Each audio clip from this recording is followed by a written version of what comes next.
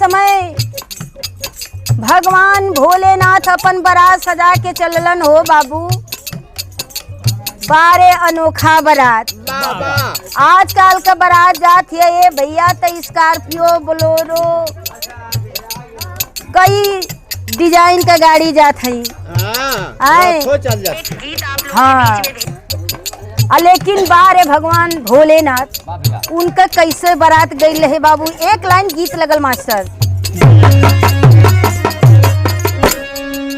अरे हाथ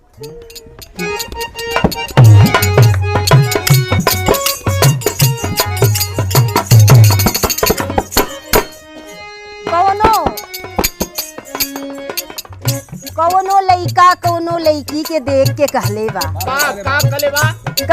का अरे हाथ में रुमाल लेके हाथ में रुमाल लेके पोछता गाल हो के बाप साथ में काटा बबले बाड़ू बाल हो के बाप साथ में काटा बबले बाड़ू बाल हो के बाप साथ में अरे काटा बबले बाड़ू बाल हो के बाप साथ में। ए भैया ई तो गीत रहल लेकिन देखल जाओ बाबा भोलेनाथ बारात सजाए के चल देहलन लेकिन चलना कैसे। अरे शादी करने गौरा जी से शादी करने गौरा जी से हिमाचल के द्वारी त्रिपुरारी चलले कई के बैला पे सवारी डमरूधारी चलले कई के बैला पे सवारी डमरूधारी चलले अरे कई के बैला पे सवारी डमरूधारी चलले। ए भैया भगवान भोलेनाथ नंदी बैल पर सवार हो गईलन हाथ में डमरू त्रिशूल ले लेहलन लेकिन बरतिहन लोगन के कैलन का कहना बा।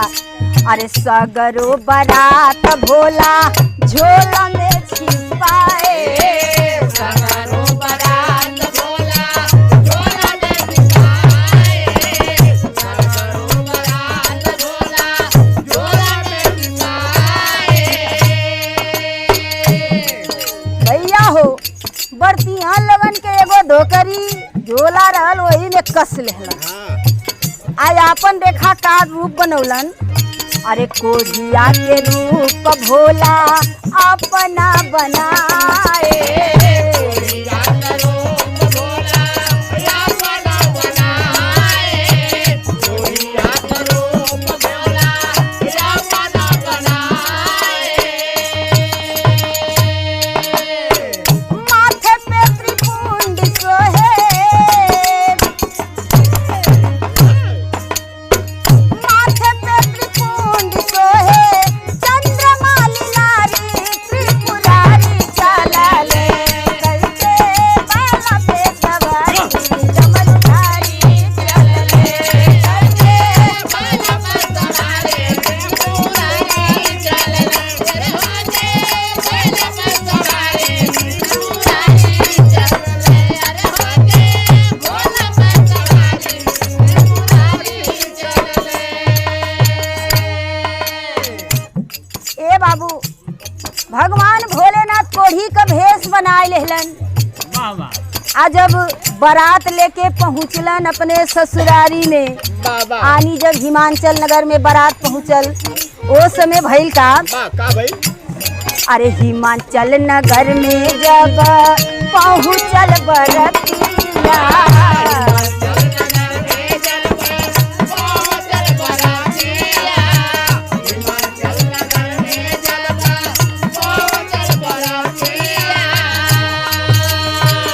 अलग अलग नाचे देव दानव के जमतिया अलग अलग नाचे देव माई के बरतिया सुन के बोला लो मत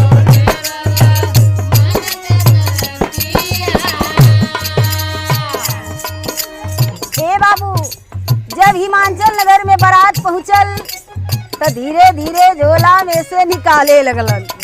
कैसन रहो ए भैया आजकल तो डीजे बजत है, लइका नाचत हुआ और वो समय डमरू बजत रहे, मृदंग बजत रहे। अरे वाह हाँ नाचत बाड़ा केरो भूत केरो प्रेत। लेकिन देखा भइल का अरे अलग अलग नाचे देवा दानों के जमतिया।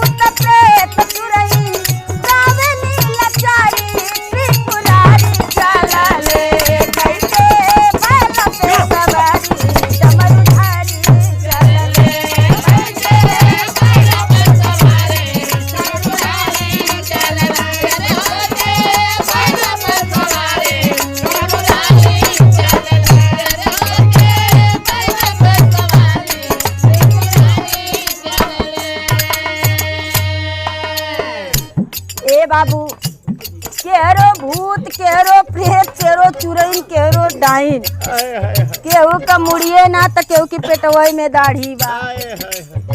भैया हो छत पर से मैना रानी यानी गौरा जी के माता जी देखत रहली। अरे वाह अब भैया हो जब देखली कौनो महतारी होई हो भैया अपने बिटिया का बियाह ऐसा वर्ष तक करवा ना करी जेकर बरती है ना देखे लायक तो दुल्हा कौने काम करे। बारात से ही दुल्हो का पता चल जाला कि ओकर स्टैंडर्ड का होई। अरे वाह ए बाबू देखा भइल का अरे देखी के बारात मैना जी तेरी सवारी। देखी के बारात मैना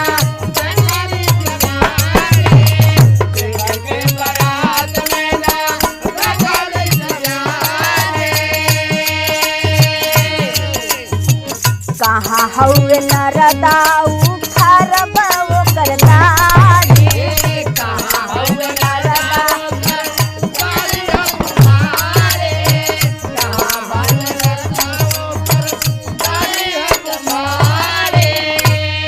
नारद जी लुका ले आवना।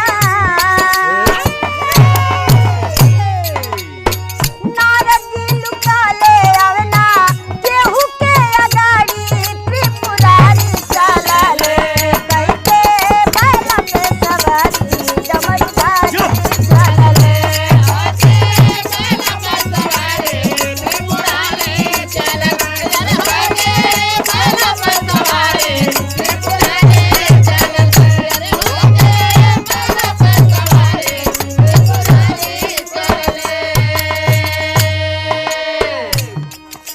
जब मैना जी देखली कहनी अरे ई तो बड़ा धोखा हो गई। अरे वाह नारद कहलन की बड़ा बढ़िया घर बर मिली।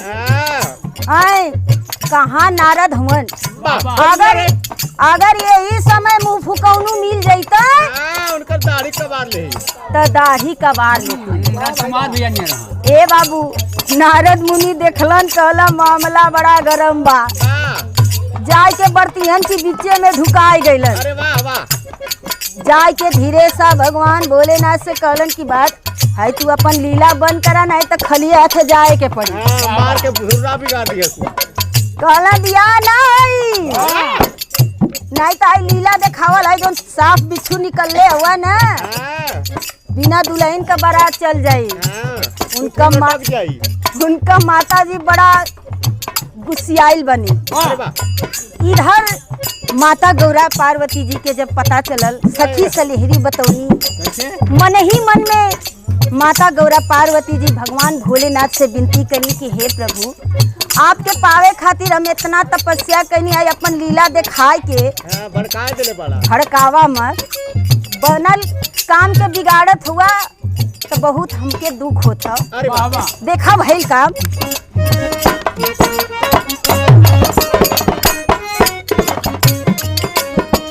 गौरा जी के बिनती पर बाबा शिव भोला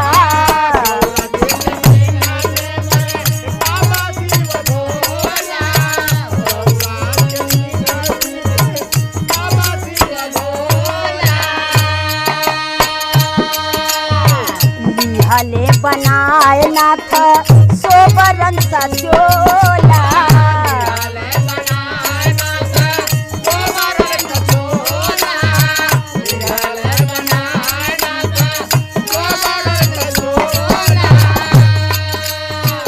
जटावा में गंगा माता,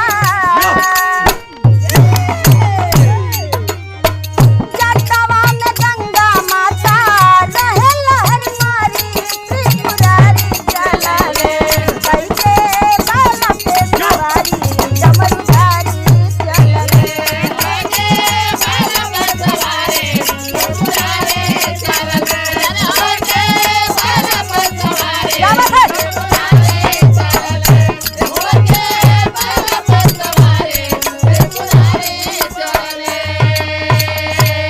ए भैया, नारद मुनि और माता गौरा पार्वती जी दोनों जने सिफारिश कैलन तब भगवान भोलेनाथ अपन लीला बंद कैलन अरे वाह और एकदम साधारण रूप में भैलन।